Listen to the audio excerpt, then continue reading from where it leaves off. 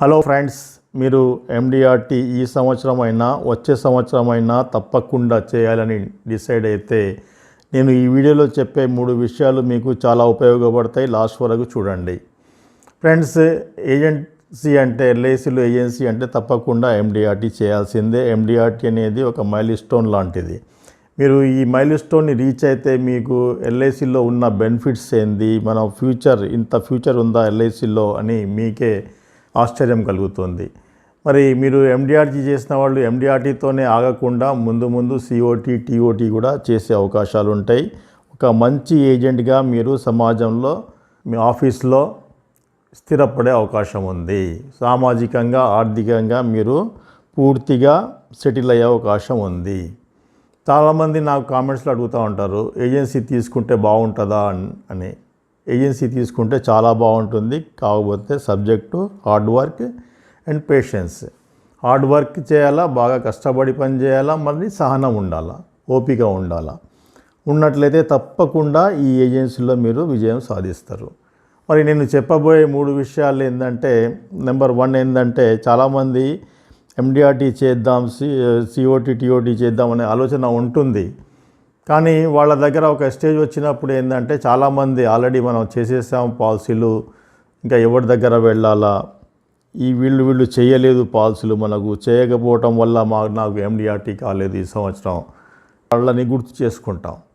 మరి అలాంటప్పుడు మీరు చేయాల్సింది ఏంటంటే, ఆలోచనని మైండ్ సెట్ని మార్చుకోవాలా. మీరు ఆలోచించాల్సింది అలా కాదు, వీళ్ళ దగ్గర వెళ్తే వాళ్ళు పాలసీలు చెయ్యలేదు అనేది కాకుండా, ఎవరైతే పాలసీలు చేస్తారో వాళ్ళ దగ్గర మనం వెళ్ళలేదు అనే ఆలోచనకు రావాలా. మనకు ఈ ఫీల్డ్లో ఎప్పుడూ పాజిటివ్గా ఆలోచన చేయడం అనేది చాలా అవసరం. ఎప్పుడూ ఉత్సాహంగా ఉండటం అనేది చాలా అవసరం. మీరు ఈ విధంగా ఆలోచన చేయండి. మనం ఎవరైతే పాలసీలు మనకి ఇస్తారో వాళ్ళ దగ్గర వెళ్ళలేదు కాబట్టి మనకు పాలసీలు రాలేదు అని అలా ఆలోచన చేయండి. ఆలోచన చేసి మీరు చేయాల్సింది ఏంటంటే, దగ్గరి ఫ్రెండ్స్ రిలేటివ్స్ చాలామంది ఉంటారు, వాళ్ళలో చాలామంది మిస్ అయి ఉంటారు. మీరు అడగకుండా చాలామంది ఉంటారు. కొంతమందిని మీరు టచ్ చేస్తారు, కొంతమందిని 1-2 సార్లు అడిగి వదిలిపెట్టేస్తారు. అలాంటి వాళ్ళందరి పేర్లు రాసుకోండి. ఫాలోఅప్ చేయని వాళ్ళు, 1-2 సార్లు అడిగిన వాళ్ళు, తర్వాత చేద్దామన్నప్పుడు మనం వదిలేసిన వాళ్ళు, మనం ఎవరెవరి పేర్లు రాయలేదు, ఎవరెవరిని అడగలేదు, వాళ్ళ పేర్లన్నీ రాసుకోండి. మీరు రాసుకొని వాళ్ళ దగ్గర వెళ్ళి పాలసీ అడగండి. మీకు తప్పకుండా మంచి బిజినెస్ వస్తుంది. ఇక రెండో విషయం ఏంటంటే, ఎండిఆర్టీ అనేది ఒక గేమ్ లాంటిది. ఎండిఆర్టీ అనేది ఒక ఆట లాంటిది. మనం ఒక 100 ఆటలు గెలవాలనుకున్నాం అనుకోండి, ఏదైనా 100 ఆటలు గెలవాలనుకుంటే తప్పకుండా కనీసం 100 మనం ఆడాల్సిందే. 100 ఆటలు ఆడితేనే 100కు 100 గెలిస్తే 100కు మనం 100 ఆటలు గెలిచే అవకాశం ఉంది. కాబట్టి మీరు 50 ఆటలే ఆడి మనకు 100 గెలుపులు మనకు కావాలని కోరుకుంటే అది అయ్యే పని కాదు, అసాధ్యం. అసలైతే మనం 150, 200, 300 ఆడితే అప్పుడు ఒక 100 గేమ్లు మనం గెలుస్తాం. ఏదైనా ఆట ఒక 1000 ఆటలు ఆడితే 1000కి 1000 గెలిస్తే 1000 ఆటలు గెలిచే అవకాశం ఉంటుంది. కానీ 1200 ఆటలు గెలిచే అవకాశం ఉండదు మీకు. మీరు 1200, 1500 ఆటలు ఆడితే యాక్చువల్గా 1000 ఆటలు గెలుస్తారు. అలా కాకుండా మనం ఆడిందే 500 ఆటలు, 300 ఆటలు అంటే మనం అంతవరకే గెలిచే అవకాశం ఉంటుంది. దాంట్లో లోపలనే గెలిచే అవకాశం ఉంటుంది. కాబట్టి ఎండిఆర్టీని కూడా మీరు అలాగనే తీసుకోండి. మీకు వస్తున్న బిజినెస్ ఏదైతే ఉందో, పర్ పాలసీకి ఎంత ప్రీమియం వస్తుంది, దాన్ని బట్టి నేను ఎంతమందిని కలవాలా, ప్రీమియంని ఎలా పెంచుకోవాలా అని ఆలోచన చేయండి. ఎండిఆర్టీ తగ్గట్టుగా పనిచేయండి. మీరు ఎండిఆర్టీకి తగ్గట్టుగా కాకుండా ఒక 20 పాలసీలోనో 10 పాలసీలోనో నాకు ఎండిఆర్టీ అయిపోవాలంటే అది చాలా పెద్ద వాళ్ళని కలవాల్సి ఉంటుంది. దానికి గ్యారంటీ అనేది తక్కువ. మనం ఎక్కువ మందిని కలిసామనుకోండి, పెద్ద ప్రీమియంలు క్యాన్వాస్ చేసామనుకోండి, అప్పుడు ఎండిఆర్టీ సాధించటం ఈజీ అవుతుంది. ఈ విషయం మీరు గుర్తుపెట్టుకోండి.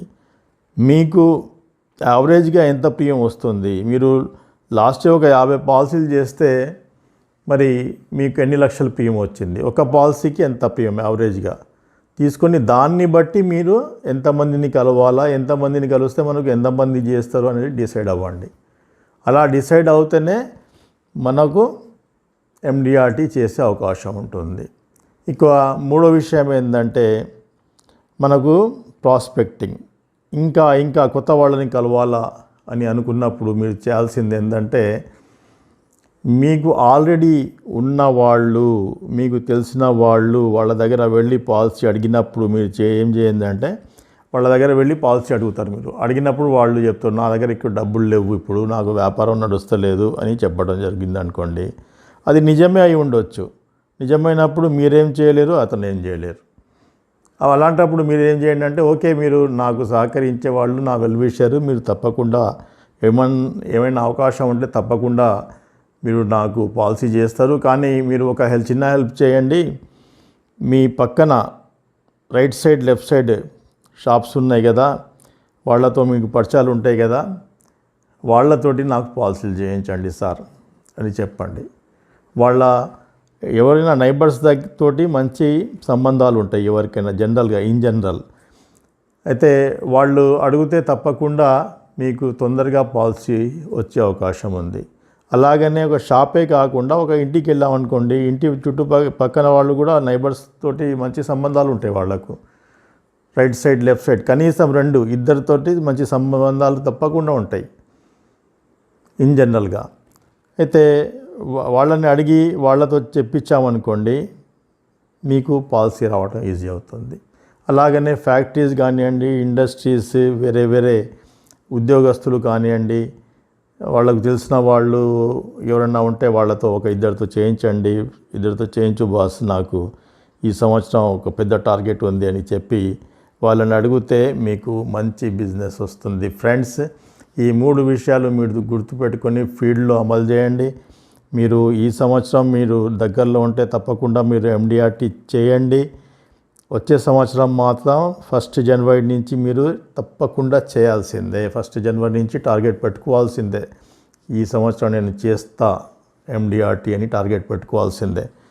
ఈ సంవత్సరం బాగా పనిచేసి మీరు ఎండిఆర్టీ సాధించాలని, మీరు బాగా కష్టపడి తప్పకుండా ప్రతి ఏజెంట్ ఎండిఆర్టీ కావాలని కోరుకుంటూ నేను ఈ వీడియోను ఇంతటితో ఆపేస్తున్నా. Thank you friends. మరో ఇంకో వీడియోలో మనం కలుద్దాం. ఫ్రెండ్స్, నేను ఒక చిన్న రిక్వెస్ట్ చేస్తున్నా. నేను వాట్సాప్ గ్రూప్ స్టార్ట్ చేస్తున్నాను, ఇప్పుడు చేయబోతున్నా ఇవాళ రేపులో. అదేంటంటే ఆ వాట్సాప్ గ్రూప్లో మీరు చేరితే మీకు వచ్చే డౌట్స్ ఏమన్నా ఉంటే మనం మాట్లాడుకునే అవకాశం ఉంటుంది.